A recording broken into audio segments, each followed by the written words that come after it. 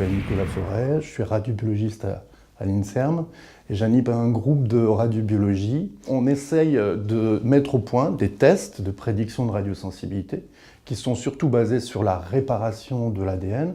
Les irradiations créent des dommages dans l'ADN. On peut bien réparer, mal réparer ou pas réparer du tout. Et c'est ce qu'on va essayer de regarder cellule après cellule en conditions exactes, c'est-à-dire sur les irradiateurs médicaux ou sur les mammographes ou en conditions environnementales. J'ai choisi comme visionnaire Claudius Regaud, c'est un médecin lyonnais, le premier radiobiologiste de France. Et il est né en 1870, il mourra en 1940. Il a passé du temps à Lyon pour mettre au point toutes les techniques de radiobiologie nécessaires qu'on applique encore aujourd'hui. La méthode de Regaud de 1918 à 1934, c'est espacer les séances. Il se rappelle de ce qu'il avait fait à Lyon, puisque si on donne une dose énorme, on va tuer la tumeur, mais on risque de tuer aussi le patient. Donc cette idée de fractionnement de la dose, eh ben, elle est d'actualité. C'est comme ça qu'on traite aujourd'hui les cancers. Pendant la guerre 14-18, il a été le grand organisateur des hôpitaux de guerre.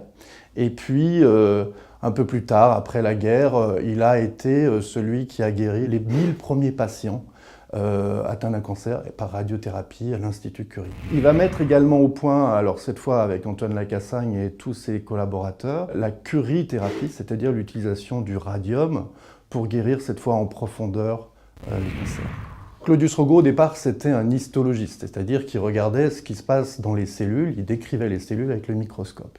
Il a d'ailleurs mis au point une technique qui s'appelle la coloration de Regaud, qui était l'une des premières techniques qui colorait le noyau des cellules. Les travaux de Claudius Regaud étaient complètement primordiaux et sont encore valables aujourd'hui. Notamment en 1908, il décrit des cellules qui paniquent après irradiation et créent elles-mêmes des cassures. Et c'est ce qu'on observe aujourd'hui, notamment avec les faibles doses de radiation. Claudius Regaud est à l'origine de la création de la Ligue contre le cancer, qui, encore aujourd'hui, s'organise autour des comités consultatifs pluridisciplinaires où on décide de quel traitement attribuer à quel patient. J'ai choisi Claudius Regaud car c'est un créateur de chemins, de 3 grands chemins finalement. Celui de la radiobiologie, puisqu'il a créé les premiers principes de radiobiologie, comment meurent les cellules après irradiation. D'organisation d'hôpitaux de guerre, les hôpitaux militaires sont actuellement organisés comme Claudius Regaud l'avait proposé. Et puis, créateur de chemin sur le traitement des cancers avec le fractionnement des doses. Aujourd'hui encore, eh bien, c'est la technique, j'allais dire standard, même s'il y a évidemment une évolution technologique que Claudius Regaud ne pouvait pas prévoir, même s'il a eu des papiers très novateurs pour l'époque.